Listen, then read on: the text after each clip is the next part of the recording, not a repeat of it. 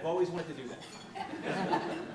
Good afternoon and welcome to the City Club of Cleveland. I am Russ Mitchell from WKYC TV and I'm happy to be here today. What we're talking about today, Issue 8, the potential renewal of the Cuyahoga County Arts and Culture Levy.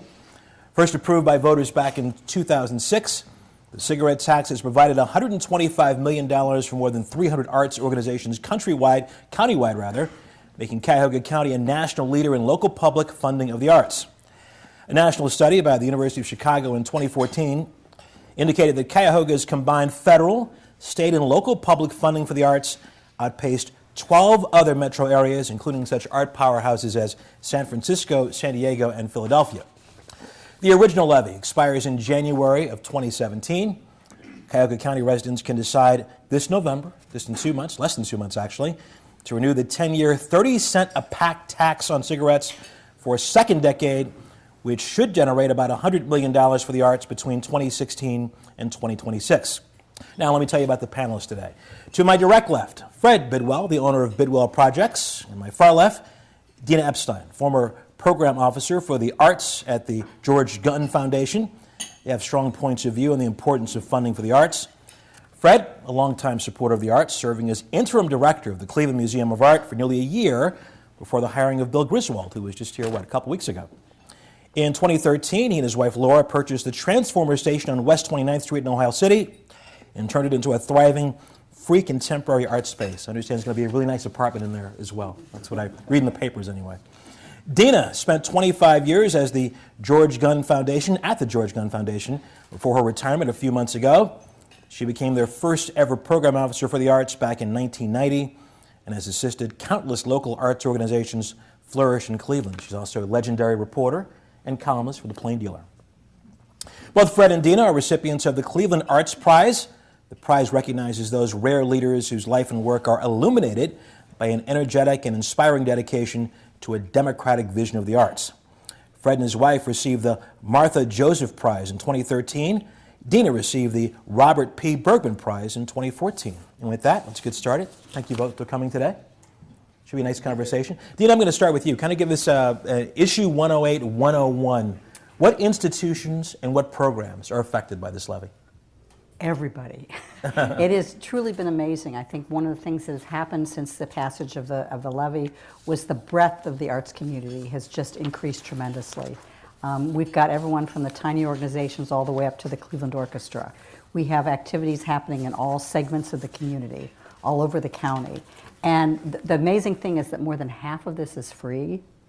And that is truly remarkable. I was just thinking a couple weekends ago, there was this incredible weekend where you could go to the Sparks in the city, which was a tour of arts places. You go to Arts in Tremont Cultural Festival. There was a music, I think it was called the Music Hop in Cleveland Heights. There was the Tremont Arts and Cultural Festival, and there was music at the Shaker Square Farmers Market, and all of it was made possible by Cuyahoga Arts and Culture dollars. And it was available to everybody in the community. And I think that's really been the true benefit of this levy. It's also helped the organizations manage their finances to become more stable. They know that they're going to be getting this funding and it's going to help with what they're planning to do. Fred, let me ask it to you this way. If voters do not renew this levy, and it is a renewal, what will that mean to the arts and culture here in Cuyahoga County? It would be substantial impact. For major institutions that we sort of think of as permanent, like the Cleveland Museum or the orchestra, it's a significant part of their budget, and it would cause undoubtedly pullback in programming. For smaller organizations, and this levy supports hundreds of small organizations, it could be a life-changing event. One key factor is that when this levy was approved in 2006, just 2 years later, 2008, the worst recession that ever happened in this country, that was a near-death experience for lots of arts and culture organizations in Cuyahoga County, and because of the levy, they made it through, and now they thrive. So it would be a significant impact for arts and culture, but there's another impact that let's not forget. It would be an immediate 30 cents a pack price cut on cigarettes. And that would be a public health disaster for Cuyahoga County. And we cannot let that happen because that's a tax we'll all pay for. I'm going to get back to that in just a few minutes, but if you would both give me a history lesson. What were things like prior to 2006? Let me go back 20 years, if I might. Okay, all right. Which take you on a long journey back in time. In the mid-1990s, when the Cleveland Foundation had a study commission that took a look at the performing arts in this community and their financial health, and they were alarmed that they felt they were in danger, that we'd had tremendous individual support for the arts here. But one of the things that was missing was there was no public support here. And we were one of the few major metropolitan areas in the country without any kind of public support for the arts.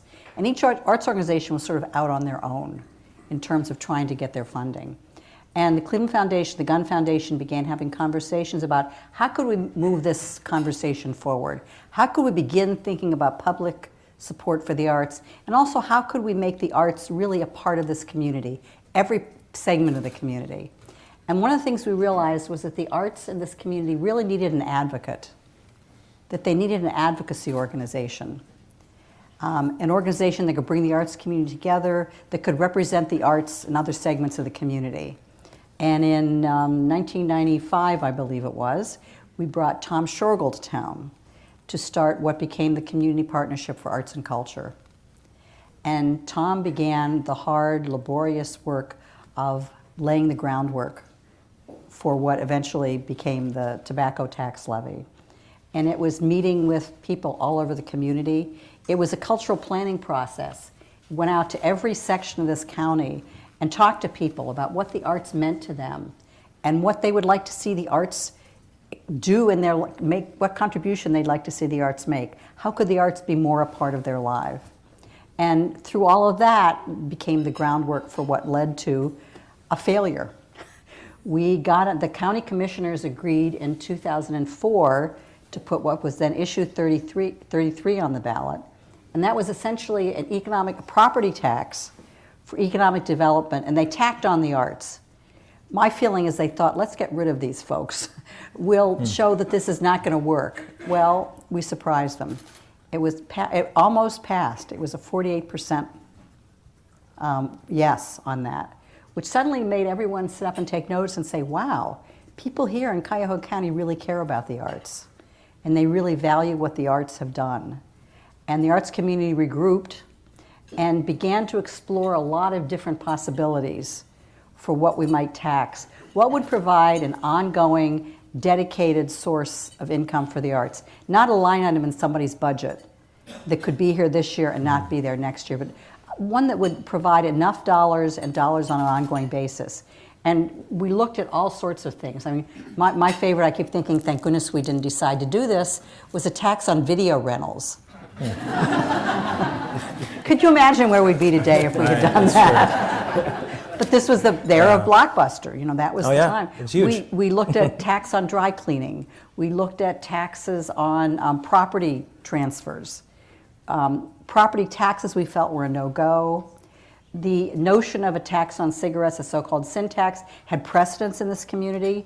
We'd supported sports stadiums with a tobacco tax, a sin tax, that was tobacco and alcohol. Mm-hmm. And we knew that more people actually attend arts events in this community than attend professional sporting events. Then we had to go to the General Assembly, the Ohio General Assembly. One, to certify this area as a arts and cultural district, which could be a taxing entity, and then to get approval for the cigarette tax. Mm-hmm. So as many people say, it's an imperfect tax, but it was the best tax we had to provide what we needed at the time. Again, going to get to that again in just a moment because it is an interesting discussion there. So that's the arc there. The brief history. Fred, what's your take on this? Prior to 2006, what were things like? Well, I think the history, to even go further back than Deena has, of Cleveland is one that's really rich in arts and culture support. The great industrialists of this city endowed our famous cultural institutions and major corporations gave those institutions terrific support. But you know, in 2006 and today, Cleveland's a different place. We don't have the titans of industry anymore. We have far fewer giant corporations, and those corporations are far less generous to arts and culture if it's not connected to a real sort of business purpose. And so this public support for arts and culture is really part of the transition that's happened in the city, and it is taking the place of that funding that made Cleveland legendary as an arts and culture city. And I think it now continues that legacy, and I think it's wonderful that the citizens of Cuyahoga County have appreciated the legacy of arts and culture in this city enough to approve a levy, and we hope they'll do that again this November. And I think from the foundation point of view, while foundations in this community are very generous, we all recognize this is not Silicon Valley. We are not having large new foundations being established here. And so what we did have, what rich resources we had, were getting spread thinner and thinner. Particularly as we began to expand the arts offerings in this community, as we began to look at organizations that represented different ethnic groups, and small organizations that went into neighborhoods, that went into prisons, that went into halfway houses. The resources were just getting spread thinner and thinner, and there really was the need for public funding. Let me ask you about this, what you call the imperfect tax. Well, it's not quite video games. Fewer people are smoking these days. I was looking at some numbers. I believe in 2008, the tax was generating about $20 million a year. It's now $15 million. The projection is by 2026, it'll be $10 million a year. At some point, is the arts community going to have to look elsewhere to make up this loss of money that we're going to see over the next few years? Because as that money goes down, of course, the price of everything goes up. Well, first of all, what a great thing that smoking is dropping in Cuyahoga County. And that's an outcome that we all wished for. And yes, it does mean that gradually funds that come from that tax decline. However, those funds are still significant, and by passing this levy, we essentially buy 10 years of stability in funding for arts and culture. I think it will be the day after the election that leaders in this community will get together and think about, well, how do we supplement this in the future? 10 years from now, what does public funding for the arts look like? So I think that's a question for the future, but it's mission critical right now to make sure that this levy passes in November. It's interesting. I moved here from New York 4 years ago. And when I first got here, my son was visiting me, and we went to Beechwood Mall, and I parked in the lot. And this is a kid who grew up in New York, knew nothing but New York, where everything costs money. So we park in the parking lot at Beechwood Mall, and he says, "How much do they charge you to park in this lot?" And I go, "Nothing." He could not believe it, you know? So again, as somebody who lived in New York for 20 years, when I went to some cultural events here and they were free, I couldn't believe it. Which, in talking to some people about this, the question comes up, if you go to anywhere else in the country, you're paying for a lot of the things we get here for free. Nothing's free. There's no such thing as a free lunch. This is the price of admission. Why not charge a nominal fee for some of these things, as opposed to asking people to renew this tax? Well, I think the idea is accessibility. The idea is to make the arts available. Everyone deserves to experience the arts. It shouldn't just be for the people who can afford the tickets. I think that's been one of the guiding principles behind all of this, is that we want everyone to experience the arts. And even paying more for the tickets, it's not going to cover what it costs to produce these exhibitions and concerts and theater programs. I mean, it still takes the same number of musicians to play Beethoven's Fifth as it did 50 years ago, but it costs more. You still need the same number of actors to put on Hamlet or Macbeth. It costs more. So there's just no way that raising the price of tickets would cover all of this. And to build on Deena's theme of access, education is such a big part of the mission of this levy. And the fact that we're providing millions of free educational experiences to our kids at a time when public school support for the arts is more challenged, this is critical. And we all have, I believe, seen the studies that show that exposure to arts and culture is a critical part of learning. And it results in higher test scores, it results in staying in school, it results in better adult outcomes. I think the democracy of this levy and that it is allowing millions of children to have free arts and culture experiences is just super important. There is no organized opposition to Issue 8, but you talked about the democracy of this. The people who are opposed to it, and there aren't many of them, and maybe we'll hear from one or two today, say things like sin taxes are regressive taxes that take a higher portion of income for poorer residents, thus making them unfair. What's your response to that? Well, I think there's no such thing as a perfect tax. In an ideal world, we'd have no taxes. But I think society and communities come together and agree that there are certain things that we should all pull together to pay for. Roads, bridges, schools. Arts and culture is something that this community values. So for a very small tax, and when you look at the sort of the total scope of all the taxes that are out there, this is indeed quite small. We get amazing leverage. I think I've seen the statistic for every dollar spent on arts and culture, there's a $20 impact on the community. Yes, in theory, this is a regressive tax. This is the one tax that's available to us from the legislature. And I had seen some information from the, it's called the Campaign for Tobacco-Free Kids. And it talks about, and they've done studies that say that lower income community people are more likely to quit smoking when taxes are increased than higher income people. So this actually is helping, it's an incentive to some lower income people to stop smoking, which then saves them all sorts of money in terms of health care and other problems in their lives. It's an interesting take on this. So it's actually doing them a favor, is what you're telling me. It impacts people quitting more, lower income people quitting more. Yeah, it's true that really perhaps the biggest tax here is tobacco itself. Tobacco is our most important preventable health problem. And the strongest incentive not to pick up smoking is price. And I think all of us can agree, smokers or non-smokers, the last thing that we want is our 17-year-old kids to start this pernicious habit. So this is an important public health issue as well as an arts and culture issue. And it's a public health issue that is in particularly damaging to low-income people. And in fact, the tobacco industry specifically targets those neighborhoods. This is a rather important issue, and I think in that way, it's not a regressive tax.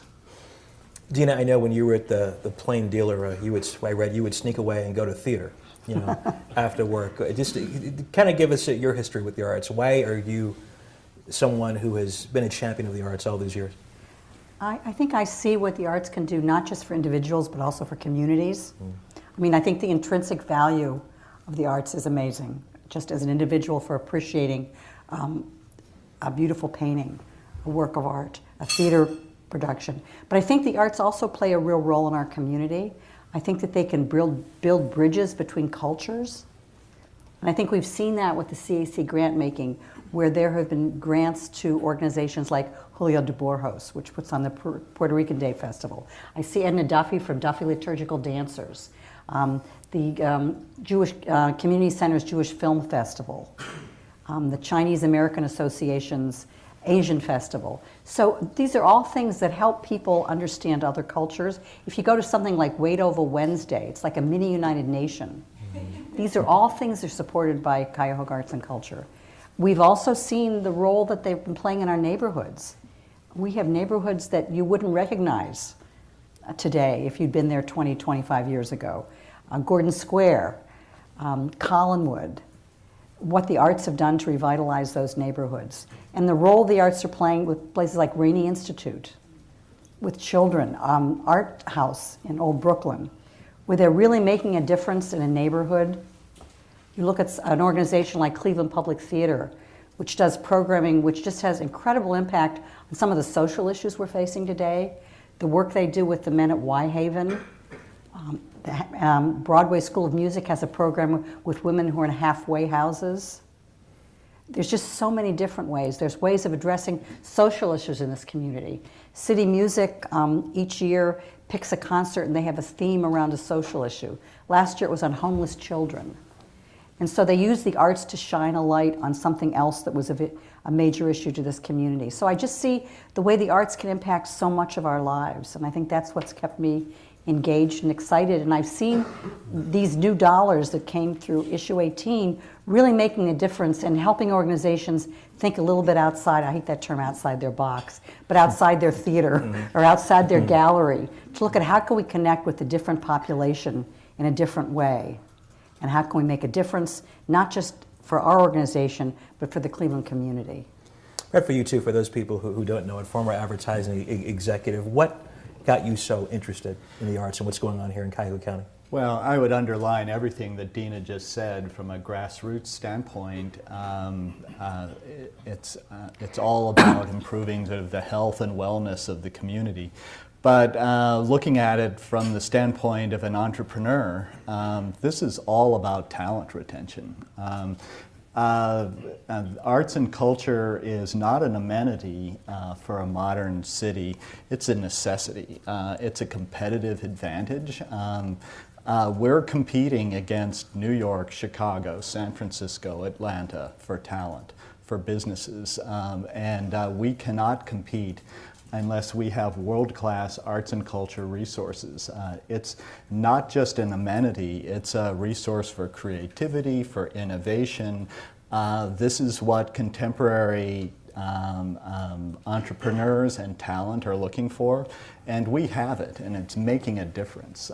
The story about Cleveland has substantially changed in the past 20 years, and it's about a city that's now leading. It's a critical economic driver, and yeah, it's all about talent. Not just bringing new talent in, but making sure the talent that's here stays. And I think it also has a reputational value. I know this year there were two major national arts conventions here, the American Symphony Orchestra League and the Theater Communications Group. And those folks are blown away by what we have here in Cleveland. And they're all going back to their communities.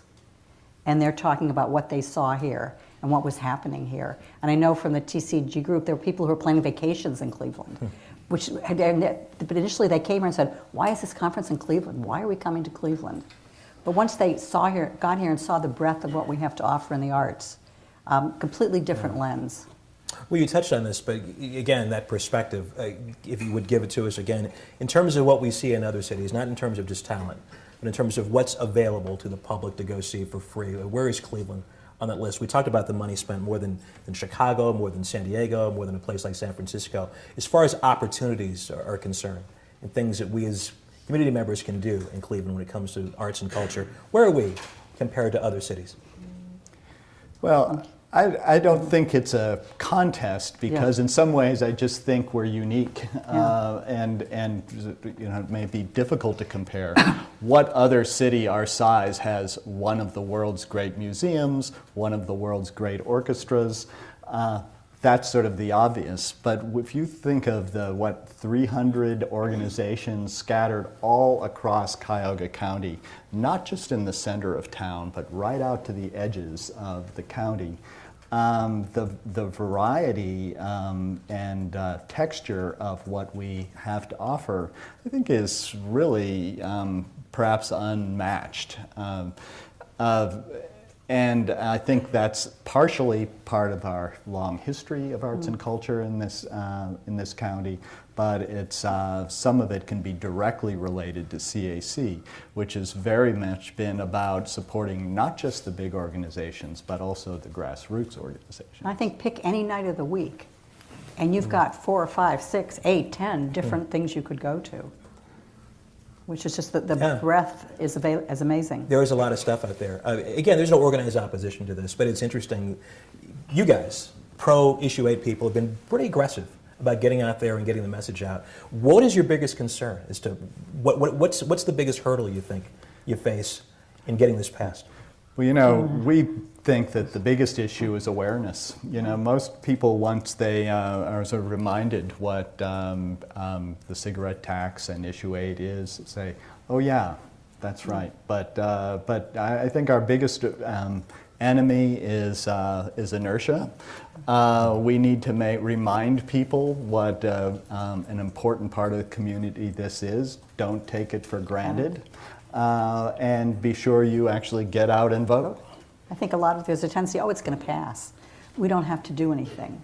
We don't have to pass out brochures. We don't have to even vote. But it's really important to get folks out. I think we've been lulled, this beautiful weather we've been having, I think has sort of delayed our thinking about November. November just seems like it's years away. What happens in November? When, really time is moving on. Yeah. You talked about taking things for granted. Again, I go back to my New York perspective where everything costs money. How big a concern is that people here, many people here, just think this is just the way it is, and it's always been this way, and this is just the way it is, whatever. I don't think it's always been this way. I think that the accessibility has improved dramatically. For a generation, though, it's probably always been this way, right? To those people, what would you say? Well, 10 years, But I think if you were pre-Issue 18, there wasn't as much available to you. There weren't programming out in your community, in your neighborhood, to the extent that there is now. There wasn't much free stuff. I mean, the festival, this summer, you could just be going all the time to free events all over Cuyahoga County, every weekend. And if you went back and looked 15 years ago, I don't think you would have seen that. You would have seen some activity, but I don't think you would have seen the extent of the activity that you see today. I hear again and again how Clevelanders who travel to other cities and people coming in to Cleveland from other cities in the U.S. they all notice, wow, this is so different. It's so rich, but it's so accessible. That's why I say I'm not sure that there's a contest, because I think we're a bit unique in the wealth of arts and culture that we have in this town, and that's a competitive advantage that we need to treasure and protect. I know my daughter moved back here from Chicago, and if you ask them why they moved, they say quality of life. And they point out that going to something at Playhouse Square, they paid more for parking in Chicago than they paid for a single ticket at Playhouse Square. So think about it. We have that competitive advantage as well. Plus these great restaurants you can go to while you're downtown. Remember it well. Yeah. Exactly. Before we get to the Q&A, and Dan has the midpoint announcement, let me ask you, Fred, as someone who was the interim director of the Museum of Art for a year, is there something you learned in that year, perspective that you got that you didn't have before on the arts community here? Yeah, I think it's a great question. I guess I knew it, but I wasn't exposed to it at this sort of like a total immersion level, is the passion that this community has for arts and culture. People really care. And I, as a longtime arts guy, I always knew that I cared, but what impressed me is the passion that everyone in the city has for arts and culture, and the ownership that they have, personal ownership of key institutions like the Cleveland Museum of Art. And I was impressed by that, and I'll be honest with you, a little intimidated by it too. Deena, at the Gun Foundation, anything you learned about this community, arts-wise, you didn't know before? When you were sneaking off to theaters after work? I think it's been an evolutionary learning over the years, and I agree with Fred. I think people are passionate, people care, people understand that it touches their lives. And I think the arts education thing has been of particular interest to me, and I'm thrilled to see that organizations are extending themselves, that since issue 18 has passed, they have a little bit more flexibility to do more for our kids. And I really believe I'm in this because I want the same kind of experiences I've had to be available to my children and grandchildren. Dan. Sure. Hello again, everybody. I'm Dan Moulthrop, Chief Executive here at the City Club, and we are enjoying today a panel conversation on the upcoming Levy, Issue 8. And our conversation is featuring Fred Bidwell of Bidwell Projects, Deena Epstein, former Senior Program Officer for the Arts at the George Gund Foundation, and it's moderated by Russ Mitchell of WKYC. If you're joining us via our webcast and would like to tweet a question, please tweet it at the City Club. We welcome all of you here and those joining us via that webcast, which is provided by our primary media partner, 90.3 WCPN, WVIZ PBS, 104.9 WCLV Idea Stream, or one of the many, and we are also on many radio stations across the region and country. Production and distribution of the City Club are made possible by Cleveland State University and PNC. We also welcome anybody watching via WKYC's webcast as well. Be sure to join us on Friday, October 2nd, as we welcome Janine English, President of the AARP, for a conversation on the importance of creating communities of all ages. For more information about our upcoming and any of our past forums, please visit us online at cityclub.org. Today's forum is sponsored by the Northeast Ohio Media Group, the City Club's sponsor of all politics and policy programming. We thank you very much for your support. We welcome guests at tables hosted by the Arts and Culture Action Committee, Cleveland Institute of Art, Community Partnership for Arts and Culture, and the R Strategy Group. Thank you all very much for joining us today. And now it's time for our traditional City Club Q&A. We welcome questions from everyone, including guests. Holding our microphones today are City Club Assistant Wesley Allen and Marketing and Outreach Fellow Faye Walker. Our first question, please. Yes, what impact will the levy have in terms of attracting, say, international talent to this city? Well, I think that's a great question. I think that it already has a great impact on attracting international talent. I think people might be surprised how many people are already flying into Cleveland to experience what we have in arts and culture. We actually didn't talk about tourism earlier in the program, but actually it's a significant impact of arts and culture, and it's a significant attraction for tourism. So I think that will continue to grow. I believe that Cleveland art scene is increasingly having an international perspective. And artists and organizations are recognizing that they can compete on an international stage and welcome that. When you talk about talent, do you mind breaking that down a little more? What are we talking about? Artists, musicians in particular? Any one group in particular we're seeing more of? I think young people, look at what's happening downtown with all the young people living downtown. I think arts and culture is a part of their lives, and that's what they're looking for, that liveliness. So it's not just particular creative talent, it's people wanting to be around the creatives. Question over here. Thanks for doing this.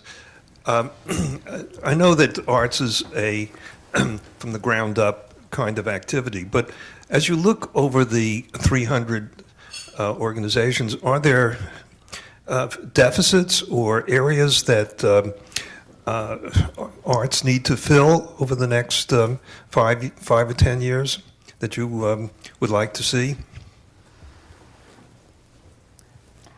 I think there's room in the education sphere for growth, and I think there's also room in terms of the multicultural nature of our arts, that for some of the more ethnically specific communities that we begin to see more robust programming within the community and also reaching out to other segments of the community. Did I read somewhere? I'm sorry, Fred, go ahead. I think that's true, but I think what's an interesting thing about this levy is that it's administered by an organization called Cuyahoga Arts and Culture. And they're responding to what the community brings forward, they're not guiding how the dollars are spent. In other words, favoring one thing or another, but really sort of responding to what the community brings forth. So I think that's an incredible opportunity for organizations, artists, educators in all media to think about what can they bring to the community that's important, because Cuyahoga Arts and Culture is there as a resource for good ideas. Did I read somewhere where some 18,000 students, I forget the time frame, go on field trips Right. directly related to this levy? Right, which is amazing. That is amazing. Wesley. Hi, you sort of touched on this earlier, but as smoking declines, don't you think the tax should be increased or changed somehow? It's not quite so easy. The tax had to be approved by the Ohio General Assembly. So in order to get it changed, we have to go back to the General Assembly. And if you've been following Ohio politics, things don't happen real quickly down in Columbus these days. And so I think it's something we're thinking about. And as Fred said, the day after the election, we'll be looking at what else we could be doing. Could this be expanded to include things like smokeless tobacco? But right now, it's a very long, cumbersome process to get it changed. So we want that 10-year period to give us time to have the stability and to begin working on what comes next. Yes. Hello, my name is Satinder Puri. I'm a retired structural engineer, don't smoke, love the arts. I'm actively opposing the sin tax with my vote no on sin tax signs. My question to the panel is it fair that in Cuyahoga County, a noble activity like the arts should be supported on the backs of cigarette smokers who for the most part tend to be poor, young, and uneducated, making this a social justice issue? Thank you. Well, I think it's a great question, and I think the answer is that the delivery of arts and culture funded by the cigarette tax is very much weighted to those same groups that you mentioned, the young, the economically challenged. It's a very democratic process, and I think there's a great consciousness that the access that these dollars provide go to those who otherwise would have to pay for those amenities. And the educational benefit, as I said earlier, is incredibly important to those groups. There is no perfect tax. However, I think when you combine the educational benefit, the access that this tax provides to very important assets of arts and culture, plus the public health benefit of discouraging smoking, makes this a pretty great investment for the community. Deena, may I add to And that? there are other sin taxes in this community, and there's no free admission to professional sports in this town, but there is to many arts activities. Is there a question either side here? If not, I'll ask a question. Oh, I'm sorry, right there. Hi. Early on, Deena, you mentioned that this all kind of started with a lot of groups around the county coming together and talking about what the needs of the community were. Do you think that throughout the tax, have their expectations or the expectations of the general population been met or exceeded or haven't been met at all? Boy, that's hard to know, but you look at the attendance numbers, and I think that has to say something. Yes, people are finding what they want. That would be my answer. And I think there's the opportunity for, if people aren't getting what they want, as Fred said, getting together and going to CAC and say, here's a proposal, here's something we'd like to do. And one of the things we didn't talk about is that these dollars are available not only to arts organizations, The project support dollars are also available to non-arts organizations that are doing arts-related programming. So, for example, the Jennings Center for Older Adults, I think that's the official name, they're getting money for arts programming for seniors. The Boys and Girls Club is getting money for after-school arts programming. So it's not just arts organizations that are able to get these dollars, it's community development corporations. It's a wide range of organizations that want to use the arts for the particular population that they're serving, who might not have been served before. This kind of goes back to this gentleman's question earlier. Is there an underserved area right now? Is there an area of the arts community that in the next 10 years you would like to see grow even more than it has? You know, I think the reach of the levy has been pretty remarkable. So I think it would be hard to say that there is a stone unturned in Cuyahoga County. That said, I think the need that always needs to be fulfilled is the need to support new ideas and innovation. And I don't think any of us sitting here can predict what those needs are. That comes from that comes from the grassroots. That comes from the community. That comes from individuals who've got great ideas and a vision. This levy empowers those and enables those. So I think it'll be exciting to see in the next 10 years what new things that we're not even aware of get supported by this levy in the coming years. So that'll be exciting. I think something we didn't talk about here was the transparency and accountability of these dollars, that the dollars are awarded in public sessions by panelists who don't have any ties to the organization. Those sessions are open to anybody who wants to come and listen. In fact, they're now streamed, so you can sit at home and listen. And so it's completely open, completely transparent, and then there's extensive reporting required so that to make sure that what a group proposed they were going to do actually happened. And Cuyahoga Arts and Culture is also collecting a lot of data on numbers and of people who were served and where they're served. And so I think that transparent accountability bodes well for the continuing meeting those new unmet needs. And in fact, those reporting requirements have made all arts and culture organizations in this city more accountable and therefore better managed. It's really sort of changed how arts and culture organizations sort of think about themselves. It's given them incredible data resources so they can benchmark themselves against each other. And so it's really making these organizations better and more efficient and effective. So that's actually been sort of, in my mind, an unexpected benefit of Cuyahoga Arts and Culture. It's really, it's not just the financial support, it's really been the sort of consulting that they do that's helped our arts organizations be better businesses, if you will. Question over here. Hi, I'm Michael Gill. I publish a magazine called Can Journal, which is about art in Northeast Ohio. But my question actually comes from the perspective of a homeowner and a parent. I live in Lakewood. I have 2 kids in school. And in Lakewood, there's pretty solid support for the arts, especially music in the schools, but I know that it's not that way everywhere. And I wonder if you could talk more specifically about the impact on education, particularly in places where the schools programming has suffered. And I wonder also if there are specific initiatives targeted to make up for what's been going on in school arts budgets.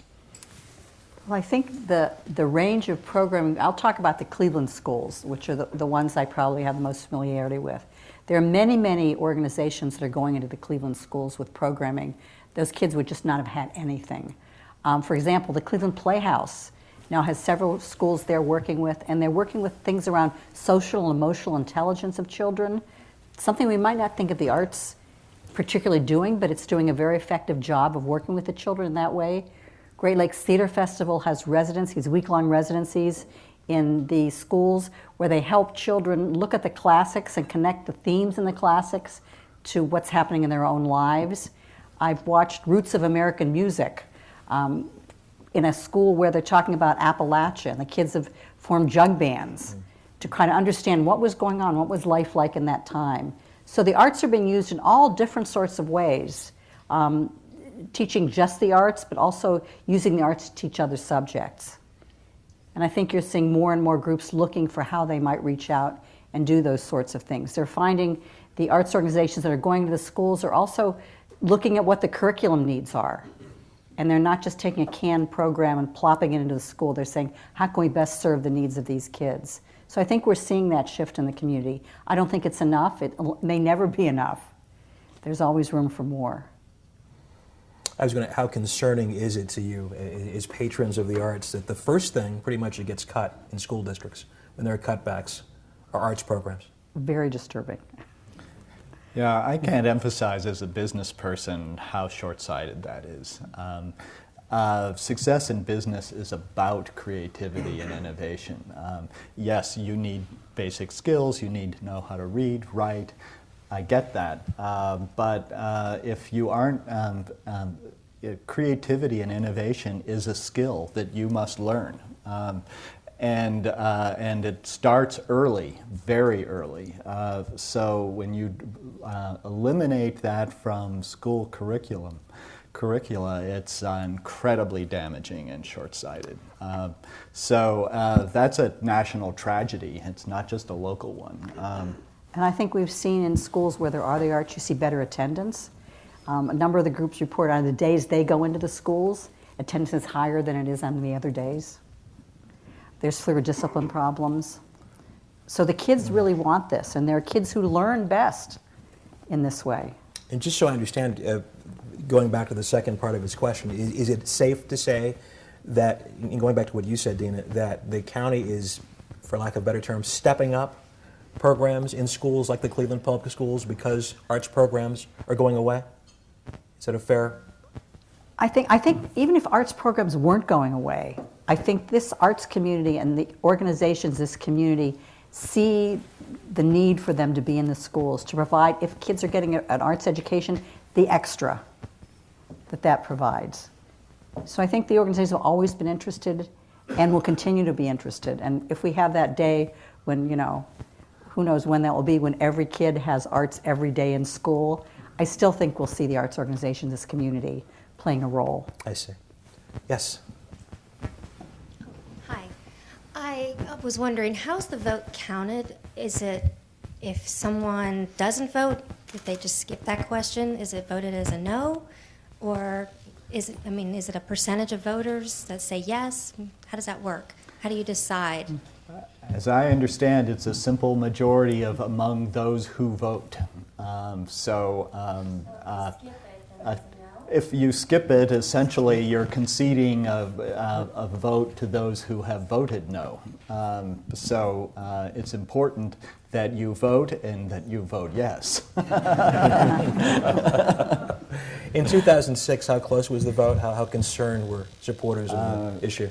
I'm trying to. I think it was a substantial margin. It was 57? 57-43. Great. yeah. Thank you. And we can do better this time, I'm convinced. Yes, question right there. Hi, Mr. Bidwell. You've been a leader of arts and culture, especially on the west side. I'm located over there right across from you at the transformer station. Awesome. What brought you from Akron to Cleveland, and what part did public funding of the arts play in that move?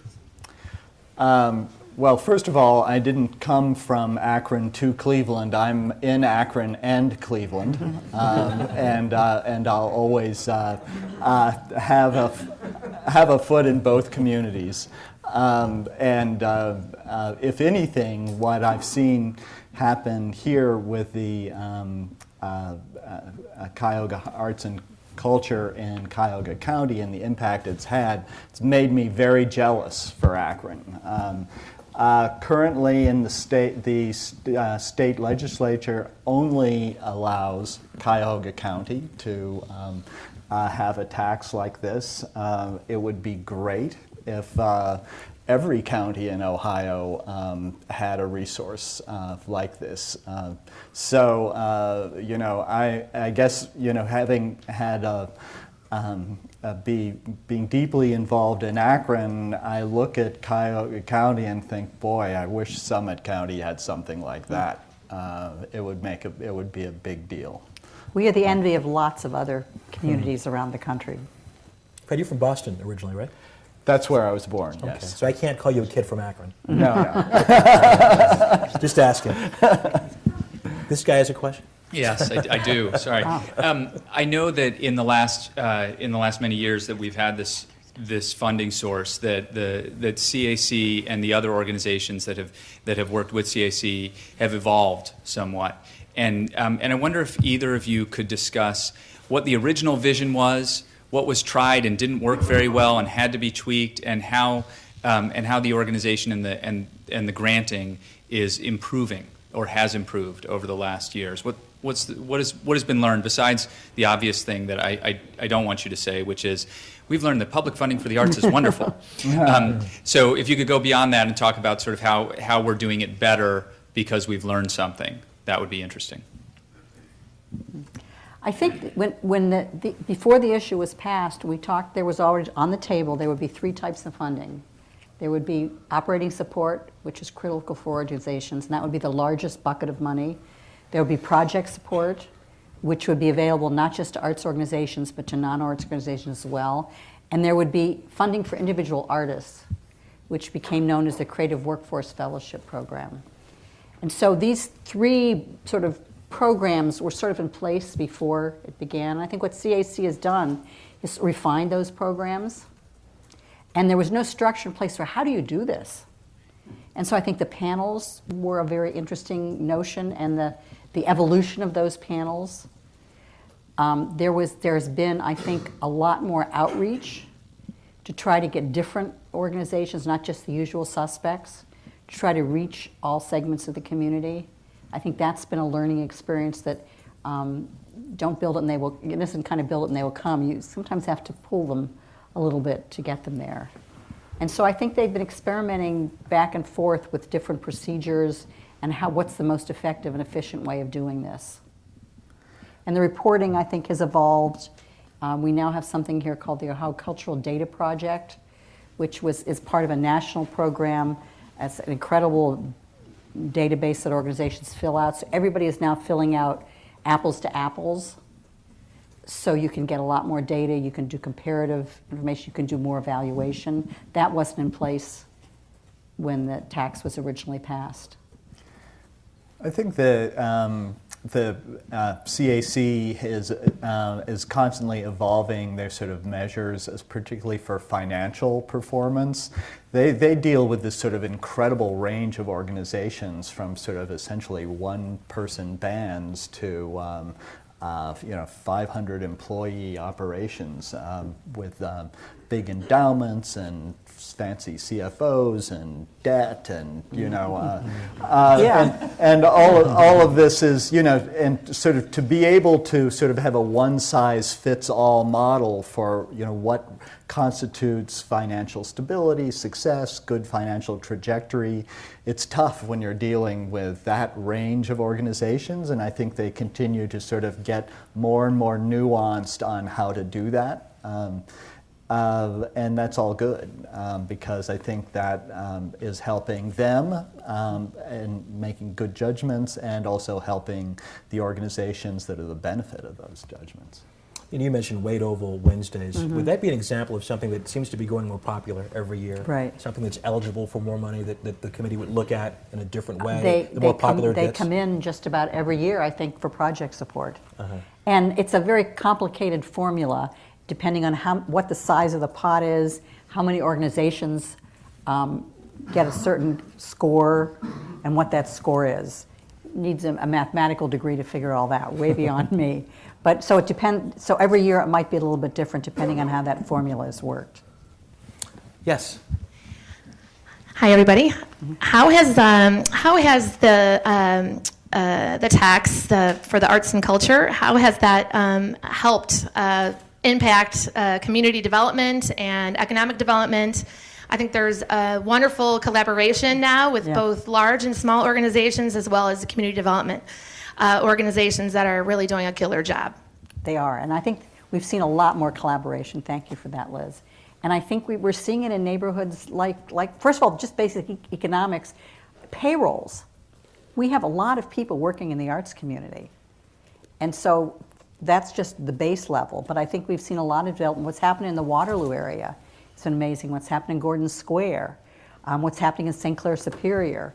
So we're beginning to see the arts play a huge role in bringing people and money into neighborhoods. Yeah, I think there was an earlier question about how has the sort of role of CAC and the arts levy changed over 10 years, and I think the understanding that the economic impact is so significant is really something pretty new that was not really part of its mission at the beginning. And I think that's given the arts a seat at the table when some community decisions are being made right now, that people understand the arts can play a transformative role that perhaps people didn't understand 10 years ago. Is there a question right here? Yes. So what do you think, because you referenced individual artists have benefited from funds generated through the Arts and Culture Levy, what do you think has been the contribution of individual artists within the mix of arts and culture that's being funded by this tax has been for this community? Take that one, Freddie. Want me to- Yeah, that's a great question, and I don't think anybody's really maybe sort of tried to wrap their heads around that. I think it's telling that when the idea was originally conceived, that funding for individual artists was an important part of this. I think that what we've seen is today is that there is actually a community of creative professionals that are making a living as being artists full-time. That was not so common 10 years ago. And I think it's also part of that attraction. I mean, this is a place where artists now want to live and work. That's one piece of that puzzle. So I think that, making sustainable lifestyles as a full-time artist rather than as a bartender artist, I think is a change, and I hope that's a change that continues to accelerate. I think we have time for one more question. If not, I will ask it. You've got the Republican National Convention coming next year, of course. Yeah. The world is going to see Cleveland in ways it hasn't before. The national media comes here when there's a crisis, and the rest of the world gets a snapshot of Cleveland. You're going to see Cleveland, for the first time really in a long time, in a cinematic light across this country. Is there any thought of promoting the arts community during that time especially, so the country gets a chance to see what we're talking about here, the great things that are happening here? Oh, absolutely. I think, perhaps the history of Cleveland, has been a little bit seen from the outside as a bit of a cartoon. The Rust Belt, the burning river, whatever. You pick your punchline. This is our opportunity to show our city as the very sophisticated, very nuanced, very rich place that it is. So this is a great opportunity to show the progress. And I think we've there's made. already folks working on that. Yeah. I see. Well, Fred and Deena, thank you so much. Today at the City Club, we have enjoyed a panel discussion on the upcoming Cuyahoga Arts and Culture Levy. Again, thank you, panelists. Thank you, ladies and gentlemen. That concludes today's session. I can do this again? Great. Thank you.